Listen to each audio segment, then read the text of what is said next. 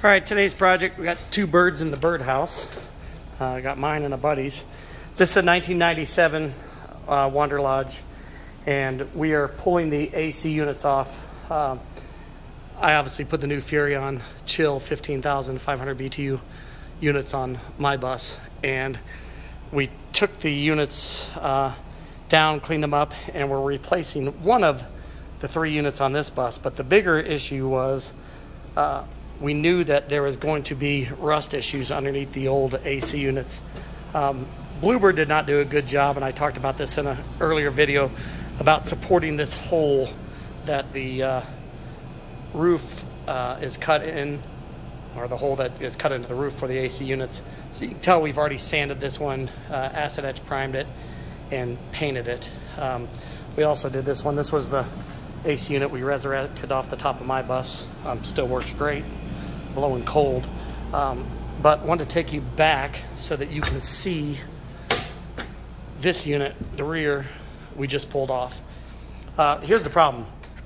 These donuts that are on the rooftops, they're just not enough. It's not adequate. They drop down around these drains. You can see the drains. We got them plugged right now. I don't want to pull it out because we're scraping all the paint off and we'll sand. But these drains start to leak by the gasket, and when that gasket leaks, the water's pouring out underneath the AC units, and it's sitting on the bus. It's rust on the bus. So this catwalk is going to have to come up because there's rust underneath there.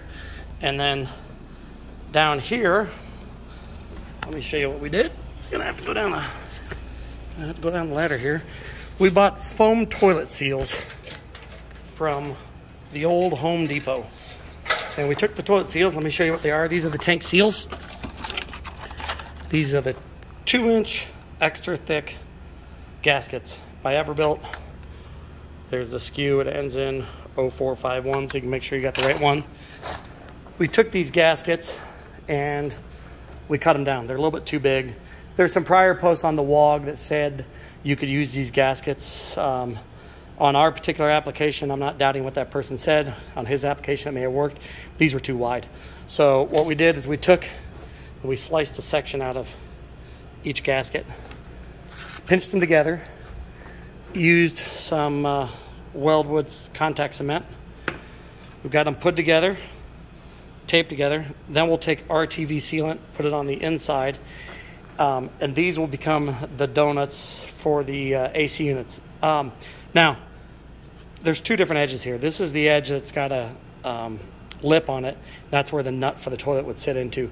This is the edge that's going to go up because we want this domed edge to go down, because when we push it down and compress it, it's going to hold tighter to the roof versus using this edge, which could flop around, get a kink in it, and then it would leak out from underneath. Haven't decided yet. We're talking about maybe putting some silicone underneath these and then putting them down on the roof. But right now, that's the project. Buy these gaskets for the AC units from Dan Hartley because he charges $25, and it's a much better gasket than the true Dometic ones. These came from Camping World. They're more expensive, and they don't actually come with the thicker foam spacer that goes across the back. So shout out to Dan at coachparts.net.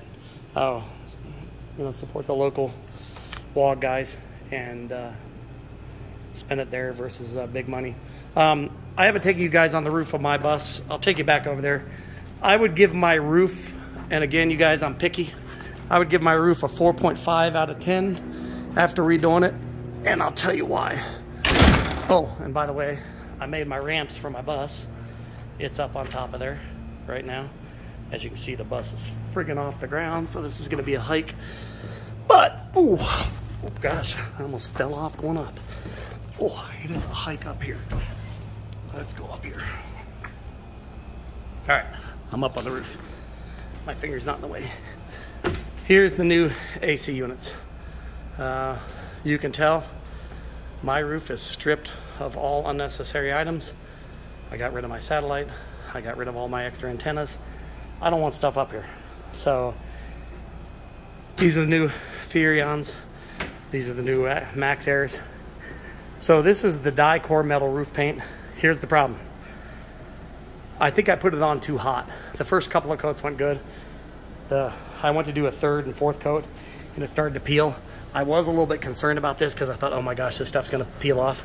And it's hard as a rock now. So what I'm gonna do is go back, sand these spots. And to be honest here, the reason it did this, I left these footprints and I came up on a hot day to pressure wash off the top of the roof with a hot seat style pressure washer. And I think I was literally blowing the paint off the roof. So turned out okay.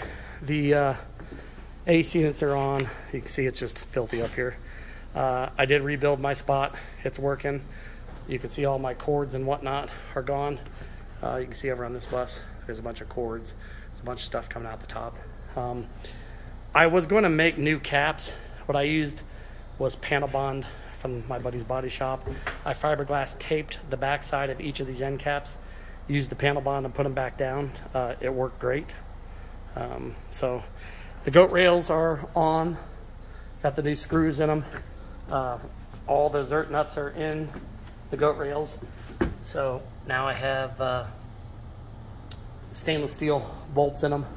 I've got the goat rails tied back down where they don't, before they moved like crazy. I'm shaking them right now. They are sturdy as can be. Got the awning back up. So I'll make this roof a 8 out of 10 when I'm done with it. Just right now, I'm not real happy with the way that paint started coming up, but sure is much better. I did not have a ton of rust on my roof besides where the awning went. For the awning, I did use that 3M. You can get it at Walmart. It's over in the boat section. It's a 3M marine grade caulking, and that stuff works great. So I ran it all the way down. The problem is water is getting behind this seal and this lip, and that was what was causing all that rust. So in terms of the bus, I took it out on an adventure this weekend for 3 days. Excuse me, last week. And it did great. The big engine project paid off.